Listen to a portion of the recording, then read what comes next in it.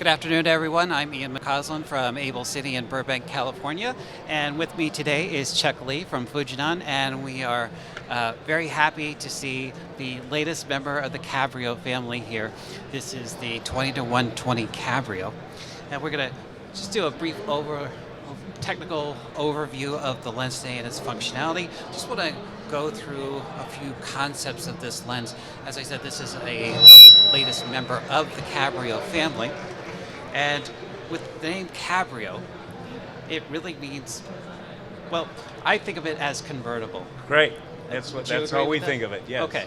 And the reason why I say it's convertible is because what it's really doing, it's combining the best of two different production modes into one lens. As we all know, when the 1990 came out, we were very excited by that because it was the first time we had the convenience of a servo lens in a cine quality lens that we were putting onto these cameras at that point in history were kind of like boxes, right? So we had these large sensor cameras, and there was this push for a while to use cine lenses, and it just became difficult. So it was very exciting to see Fuji come out with these lenses. So this is the latest member of the family. It covers Super 35, as we know, but Chuck, what in terms of sort of cameras and different sensors can we associate this lens with? The 20-120, the XK6X20 model number is, as you said, it's the latest addition to the Cabrio family. There's now 5 lenses in the Cabrio family. 4 of them are of this size, which is 6 pounds with a drive unit, 5 pounds without. And that's pretty critical to the series, the size and weight and the focal ranges. So this lens, what's different about this one to the other Cabrios is the price point is lower. And that's a good thing for some budgets for sure. So the target cameras with this might be an FS7, lower cost cameras where it fits the budget better with a more affordable lens that's without compromise of 4K. Right, of course. And that being said, we also have the amenities. We have 200 degree of rotation for our focus. Yes. We have a T3.5 stop consistently through the entire range. That's a big deal. Yes. To not have a ramp at the end, especially when we get into 120 mils. And to get to 120 mils gives us that extended range. It really is wonderful to get tighter with these large sensor That was cameras. an important design criteria to our factory, is that there would be no ramping, no F-drop with this lens. They wanted it to be a solid T-stop that you could light to. No surprises when you zoom in. Right, precisely. Yes. And just kind of interesting things that I like is just the illuminated scaling. The illuminated scale. I just think that's a great attribute of the Small lens. thing, but when you're in the dark, it's a really nice thing. It's a nice thing in a night shoot. Yeah. The other amenities, which it has full LDS, it has eye metadata, so we can pull all information off the focal length, the iris, the focus. All that information is being transported as metadata through. Also, in addition to that, we have it built onto the Alexa Mini, and because of the interface of the 20-120 with the Alexa Mini having its communication ports on the PL mount, we are able to zoom and operate this lens without any additional connection to it for zooming. So this makes it a really ideal run and gun scenario here. Yes, in the early days of digital cinema, what really frightened the directors of photography and first assistants was all the wires, all the cables and all the motors and everything you had to, it just frightened the heck out of them. So what's new in the Cabrio design, with quite a few cameras now, you don't need a cable.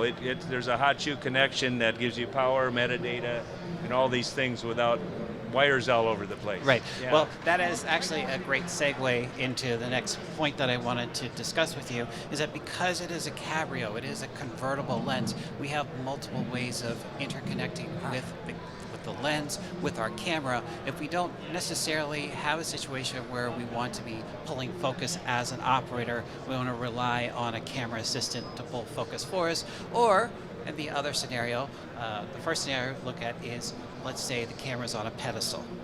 So we're doing head shoots, we're using the lens, and we can use the tools that we're used to have from Fuji Yes. for the ENG lenses. So, I hope some Fuji guys are going to look at this and go, wait, we have a different model now, but this is purely as an example, the classic setup of a focus demand, zoom demand on the two panhandles, a traditional pedestal operation. That's very familiar to the television world, which single camera operator. One operator is doing the zoom and focus and panning and tilting the camera. That would be what we would call more television style, but it certainly plays to the larger format as well. It's an efficient way as far as crew goes, the multi-camera shoot and so forth, plug and play with the Fujinon accessories. But you can also plug in a Preston motor, for example, with a hardwire and not have to add external drive units. We'll touch on that in just a moment, but it's having that familiarity, and sometimes it's having the existing stock of zoom demands, focus demands. So it's familiar, and it's also something that is readily available. Right. A lot of our customers already own what we call the SS13 kit, and it's ready to go. The connectors are there, plug it in as if it was an HD lens. Right. Yes. The other connectivity that we look at a lot is with the wireless systems out there. Now, one of the nice things about this is that it can connect to a wide range of different wireless systems. So we're not necessarily married to one particular system at all. A lot of manufacturers are making connectivity pretty easy with different cabling systems that are readily available. So I want to think about it in two different ways. The first way I want to comment on is using the servo motors built into the lens itself. Now, we already touched on this, but if you're not familiar with the Cabrio, it is an easy process to remove the hand grip and to register it back in. Now, I could tell you as a rental manager years ago, I would cringe at the thought of a DP taking my 2/3 ENG lenses out in the field and deciding to put a gear and a microforce on it and coming back to me and saying, oh, by the way, here's your hand grip. See ya. And I would call Chuck, or I'd call Miles probably and say, Miles, I need your help. So I have to thank Fuji for that and applaud them for listening to that and making it possible to have this conversion process, because it's critical to having this lens be successful, not only for rental houses, but for private owner operators who are continually being put into all types of different shooting circumstances and need a lens that they can count on to adapt to those circumstances. So that being said, the first one I want to touch on is utilizing the motors that you have built into it, because these lenses come stock with the zoom servo and the focus servo. Yep. Which is slightly different because back in the day of 2/3 lenses, we had to order it as a separate option. It's a special order to get a focus motor included, yes, but this is standard with the Cabrios. So as far as connectivity goes, we're able to use third-party systems, interface with you, and now we're able to focus. Yep. Yes. Yep. You can go manual focus, you can go servo focus. It's up to you. Yeah. Okay. The other way that we can work with this lens, we could remove that hand grip and go what we call traditional cinema style, yes. right? Whatever that is, yes. what that means in 2016. Exactly. Meaning that we are now making this lens a fully manual lens. So we are attaching support systems to the bottom of the camera, and we are supplying 15 or 19 mil rods and attaching focus motors. Yes. So that is possible as well. The connectivity is all there. Well, because they are 0.8 metric gears on all the zoom focus and iris, it's the standard of the cine industry for third-party accessories from a vast majority manufacturers. 0.8 is the standard, and the design was to go that way as well. And it's something we haven't mentioned, which is another sort of combination of two different styles of lenses is that you've added macro Yes. and back focus. Yes. Macro and back focus are pretty familiar to broadcast lenses, HD lenses, but in the film world it's a pretty unusual thing. The advantages of having macro and a built-in lens is that you don't have to rent a separate lens to do macro, which has been the case in the film world. And the advantage of back focus is that we don't use shims. The shims are not required. And so initially in the film rental houses, there was some pushback from that. They were so used to having to do the shim, do all this work to get the flange distance correct. Now it's a screw, boom, boom, there you are. Right. So the last point I wanted to kind of ask you about is Cabrio 20-120 4K. From an engineering standpoint, what makes this, now it's more of a clarification for a lot of people because 4K as a term gets used a lot now.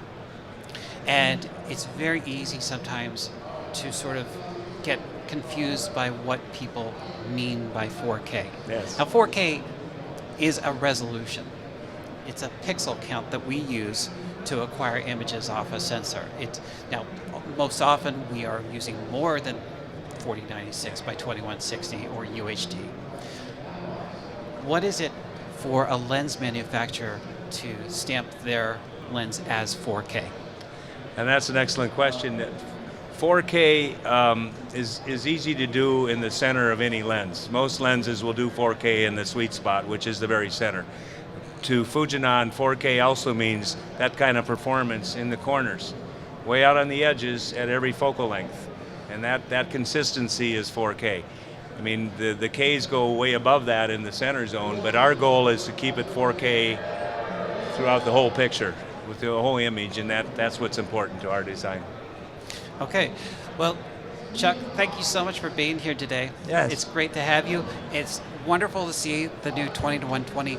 We are very excited. Abel will have these in rental. We'll have those on our sales demo floors in New York, Chicago, and Los Angeles. So please stop by. Please feel free to check it out on different cameras. We have a wide variety of different models of manufacturers' cameras on our floor every day. So this gives you the opportunity to check it out in different builds, different styles. Talk to our lens technicians. Talk to Megan in Chicago. So we have a great variety of folks, resources for you to explore this new lens. We're very excited to see it. So thanks a lot, Chuck. Thanks you. for watching. Thank you very We'll much. see you guys soon.